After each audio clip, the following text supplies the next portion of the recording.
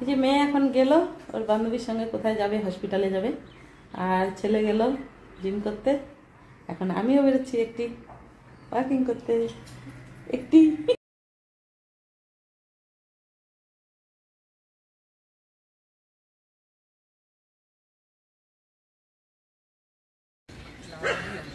যাও যাও, বাই।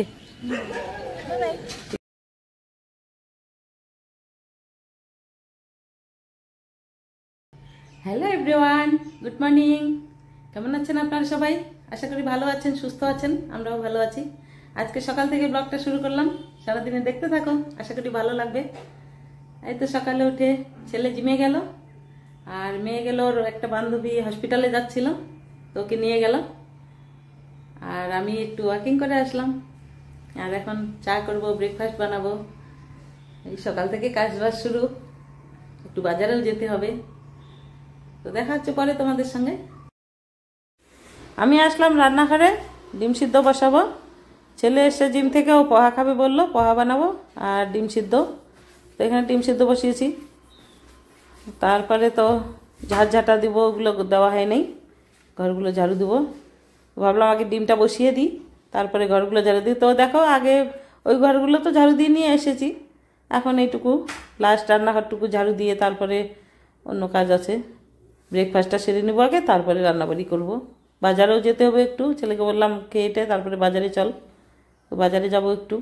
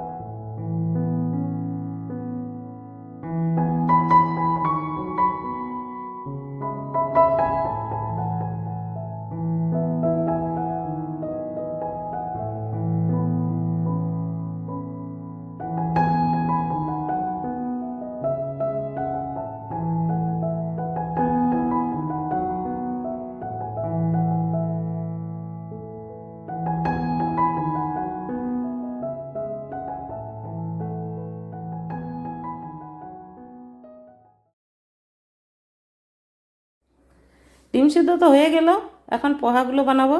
কেটে রেখেছি এখানে পেঁয়াজ, কাঁচা লঙ্কা, টমেটো, কারি পাতা নিয়েছি কয়েকটা। এখানে পোহা বানাবো। মেয়ে তো পোহা খায় না, ছেলে, আমি আর ওর বাবা খাবো। মেয়েকে কিছু অন্য কিছু বানিয়ে দেবো, সেমিয়া আছে, সুজি আছে, কিছু একটা উপমা বানিয়ে দেবো। তো এই পোহা বানানোর জন্য ইয়ে করছি। ডিমগুলো সিদ্ধ হয়ে গেছে। আর পোহাটা খেতে ভালোই লাগে। এই বাদাম দিয়ে, বাদাম কয়টা ভেজে নেবো আগে, তারপরে আগে ভাজে রাখলে বাদামগুলো না, বর্ষার দিন তো কেমন যেন একটা ড্যাম হয়ে যায়, ওই জন্য ভেজে রাখি না। আর ভেজে রাখলে তো তাড়াতাড়ি হয় জিনিসটা, কিন্তু ওই জন্য ভেজে রাখি না। সাথে সাথে ভেজে নিলেই ভালো। ভাজতে তো বেশিক্ষণ লাগে না, এই জন্য সাথে সাথেই ভেজে নিই। তো এরকম আর কি। পোহাটা খেতে ভালোই লাগে, তোমরাও খেও বানিয়ে পোহা। সবসময় রুটি তরকারি, এর থেকে তো একটু আলাদা খেতে ভালোই লাগে সকালের খাওয়া, তাই না?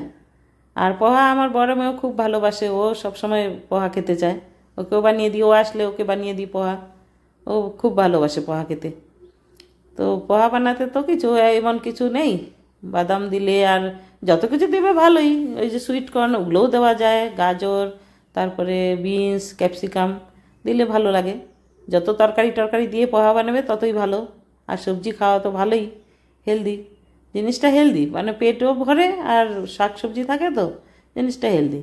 আর আমি খুব কম তেলে বানাই, দেখলে তোমরা কতটুকু তেল দিলাম।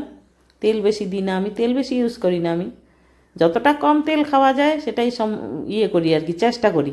আর যেখানে না দিলে নয় সেটা তো দিতেই হবে, যেমন মাছ মাংস ওগুলোতে তো দিতেই হবে। আর এটা যেমন পোহা টোহা এগুলোতে অনেকটা মানে কম দেওয়ার চেষ্টা করি আর কি। এমনিতে তো হেলদি, আর তেল দিয়ে যদি ওটাকে আনহেলদি করি তাহলে আর লাভটা কী হলো, তাই না? তো সেই জন্য আর কি চেষ্টা করি একটু কম তেলে বানানোর। তো ছেলে, আমি আর ওর বাবা খাবো।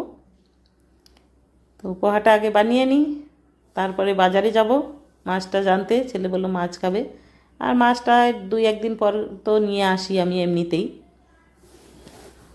তো মাছ নিয়ে আসবো, ওই জন্য এটা তৈরি করে খেয়ে তারপরে যাব বাজারে।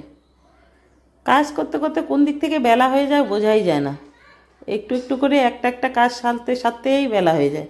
কখনো বাসন ধোয়া, কখনো করা, মানে বেলার দিকে বেলা ঠিক হয়েই যাচ্ছে। আর আমার কাজ একটা একটা করে হচ্ছে, এদিকে ঘড়ি দেখছি যে এটা হলে আরেকটা কাজ, এটা হলে আরেকটা কাজ, এরকম করতে করতে কখন যে দুপুর হয়ে যায়, রান্নাবাড়ির সময় এসে যায়। মানে ব্রেকফাস্ট করতে করতে মনে হয় যেন সময়টা তাড়াতাড়ি চলে আসলো যে এখন দুপুরের রান্না করতে। তো এই যে দেখো পোহাটা রান্না হয়ে গেল। আর ডিম সিদ্ধ দিয়েছি ছেলেকে। একটা ডিমের কুসুম খুলে গেছে, ওই জন্য আর দিইনি, ভেঙে গেছে। তো ওই জন্য আমার থালায়ও দেখো একটা, ওর থালায়ও একটা নেই। তারপরে ব্রেকফাস্ট করে তো বাজারে গিয়েছিলাম ছেলের সঙ্গে, এই যে নিয়ে এসছি, এগুলো সব নিয়ে আসলাম। আলু, পেঁয়াজ, বাঁধাকপি, কাঁচা লঙ্কা, মাছ, এগুলো সব নিয়ে আসলাম। আমার ছেলে কিন্তু বাঁধাকপি খেতে খুব ভালোবাসে, ওই জন্য ও আসলেই বাঁধাকপি। আমরা অতটা খাই না, শীতের দিনে তবুও খাই, ভালো লাগে, এখন তো আনি না। তো ছেলে আসলে আনতে হয়, ওকে ভালো লাগে বাঁধাকপি। তো আমি ওখানে শাকসবজিটা রেখে একটু মেশিনটা চালিয়ে দিলাম আগে, কাপড়গুলো হতে থাক। কাপড় তো এই বর্ষা হোক যে কোনো হোক, কাপড় আমাদের প্রতিদিন ধোয়া, মেশিন ভরে ভরে। তো মনে করলাম কাপড়গুলো ধুয়ে দিই। তো নিজে তো ধোবো না, মেশিন শুধু চালিয়ে দেওয়া আর কি, মেশিনে চালিয়ে দেওয়াটাই কাজ। চালিয়ে দিলেও ওর মতো হতে থাকবে, আমার এদিকে রান্নাবাড়ি হতে থাকবে। কাপড়টা হয়ে গেলে হয় মেয়ে দিয়ে আসবে, না হয় ছেলে দিয়ে আসবে উপরে, না হয় আমি দিয়ে আসবো। আর ছেলে থাকলে আমরা অতটা ইয়ে করি না, ছেলেই দিয়ে আসে কাপড় টাপড় উপরে, ওই যেতে ভালোবাসে ছাদে, তো ওই দিয়ে আসে। তো কাপড়টা ধোয়া হোক, আমি এদিকে রান্নাবাড়ি সারি। এই ব্রেকফাস্ট করে বাজার থেকে এসে চলে আসলাম রান্নাঘরে রান্না করতে। কেন কি মেয়ে ফোন করলো যে ওই ওর বান্ধবীর সঙ্গে আসবে, ওকে বললাম যে নিয়ে আয়, খেয়ে টেয়ে যাবে এখান থেকে, কোনো দিনও তো আসেনি বাড়িতে, তো ওকে আনবে, ওই জন্য তাড়াতাড়ি রান্না বসাই। যেখানে ডাল বসালাম, মাছ নিয়ে এসেছি, মাছ করবো। এই চলে এসছে মেয়ে আর ওর বান্ধবী, যে বটল কিনেছে মিনিশো থেকে দেখাচ্ছে, ওই যে ওর বান্ধবী। তো আমি এখানে ডালটা সিদ্ধ হয়ে গেছে, সোমবার দেবো এখন ডাল। তো আস্তে আস্তে রান্নাবাড়ি করবো, ওরা খাবে। খেয়ে এসছে ওরা, কিছু টিফিন করে এসছে, খিদে নেই। বললাম যে খিদে পেয়েছে নাকি, তো বললো যে না আমরা কিছু একটু খেয়ে এসছি। তো ঠিকই আছে, তাহলে আমি রান্নাটা সুস্থ মতো করতে পারবো। তো ডালটা সোমবার দিয়ে তারপরে ভাত বসাবো, তরকারি করব, মাছ করব, এগুলো করব রান্না। মেয়ে আবার মাছ খায় না, ওর জন্য আবার আলাদা কিছু করতে হবে, কিছু পনির করে দেবো, না হলে দেখি কি খায়, ভাজা টাজা দিয়ে ডাল টাল দিয়ে যদি খায় তো ভালোই। তো এগুলো করবো রান্নাবাড়ি। ওরা সব গল্প করছে, একটু করে রান্না করছি, একটু করে ওদের সঙ্গে গিয়ে গল্প করছি, এই আর কি। তো ডালটা সোমবার দিই, দিয়ে তারপরে রান্নাবাড়ি একটু একটু করে হয়ে যাবে।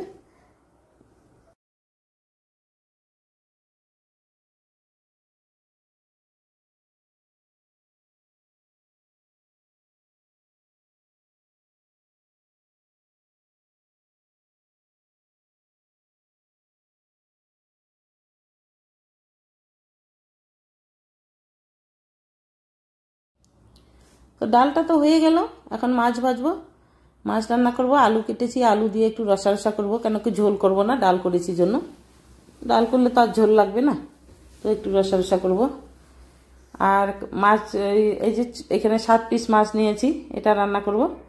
আর বাকিটা রেখে দিয়েছি, 1.5 কিলো মাছ ছিল, এক বেলায় 1.5 কিলো রান্না করব না, তো বাকিটা রেখে দিয়েছি।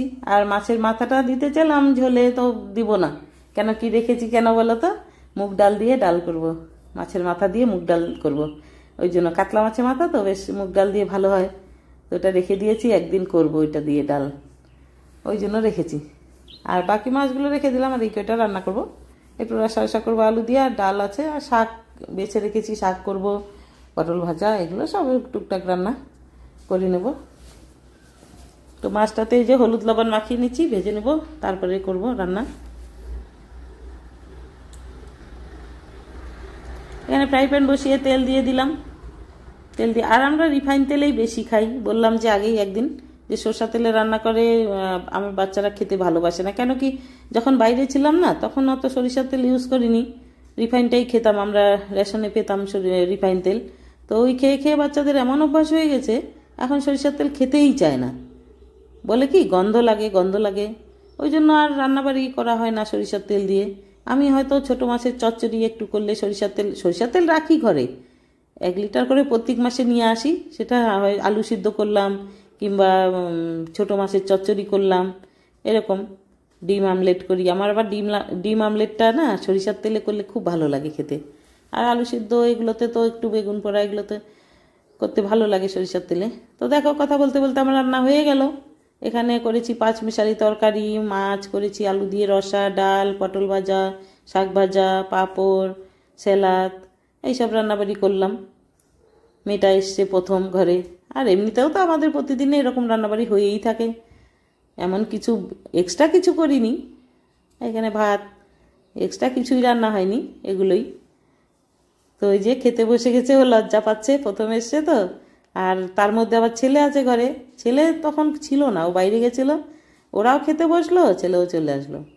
তো এই তো খাওয়া দাওয়া করে টোরে তারপরে সবাই একটু করে রেস্ট করলাম, একটু কথা বললাম। এখনও বাড়ি যাবে, ফোন এসছে, বাড়ি যাবে, ওই যে তৈরি হয়ে এখন যাবে জন্য খুব লজ্জা পাচ্ছে, ও ভিডিওতে আসতে খুবই লজ্জা পাচ্ছে। তা আমি বললাম কিসের লজ্জা, ভিডিওতে আসবি কিসের লজ্জা, আমার মেয়েও তো আসে, লজ্জা তো পায় ওদের, আমার মেয়েও আসে না বেশি ভিডিওতে, তো তবুও তো বললাম একটু আয়, ভিডিওতে থাকবি। তো এই যে যাচ্ছে জন্য বললো আন্টি আসবো আমাদের ঘরে, আমি বললাম যে তুইও আবার আসবি, এই তো যাবে, একাই চলে যায়। মেয়ে একটু গেল, আগে দিয়ে আসলো গেট অবধি, আমি আর নিচে গেলাম না, ওরা চলে গেল, ও টোটো করে চলে যাবে। বেশি দূরে বাড়ি না, আমাদের এখান থেকে আধা কিলোমিটার, হ্যাঁ আধা কিলোমিটার না, হাফ অ্যান আওয়ার এতটুকুই ডিস্টেন্স।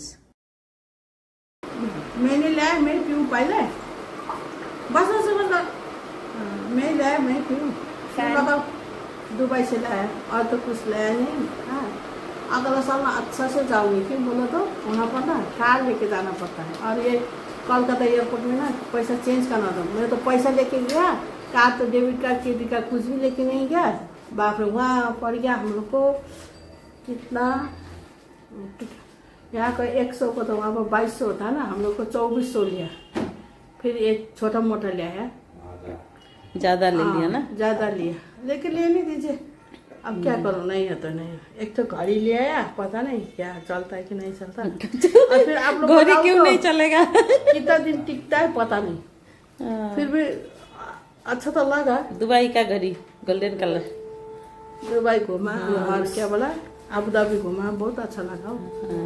वो उधर क्या बोला फरारी देख के तंग आ गया, फरारी गाड़ी देखी, इधर फरारी उधर फरारी खेलेगा, हमारे इधर एक भी नहीं है। उधर फिर मछली वाला, बाप रे मछली तो कौन कौन मछली रहेगा, और वो क्या बोलता है समुद्र में होता है ना, क्या मछली, समुद्र डॉल्फिन भी था। लगाओ निकी है फ्रिज में लगाओ, मेरा मैं मर जाऊंगी ना, फिर निशानी होगा ना, शाम के टाइम मरने बोले से ना मरता नहीं तो निशानी होगा, फिर जैसे बोलेगा फेंकना मत। ये है बुर्ज खलीफा। फिर जाऊंगी ना कंपटीशन में, फिर मैं तो जीतूंगी। अभी इस बार श्रीलंका जाऊंगी, श्रीलंका से फिर ला दूंगी। हाँ कंपटीशन में, अब ये तो दुबई का हो गया था। ये हमारा फ्रिज पे अभी बुर्ज खलीफा आ गया। हाँ दुबई का वो था कंपटीशन, दुबई का जीते, अभी श्रीलंका का कंपटीशन है, फिर श्रीलंका जाऊंगी, श्रीलंका का कंपटीशन जीतूंगी, अभी थोड़ा बाकी है, फिर श्रीलंका से ला दूंगी। हाँ चलो बाय बाय कर दो, बाय बाय, फिर मिलेंगे। हाँ रोना मत। हाँ, दुबई का मिल गया, अभी दुबई का बुर्ज खलीफा मिल गया मुझे, श्रीलंका मिल गया, और क्या जाने तो नहीं पाएंगे, वही लेके रखते हैं, और क्या जाने नहीं पाएंगे, आपसे ही लेके रखते हैं। ठीक है, गुड नाइट। Good night.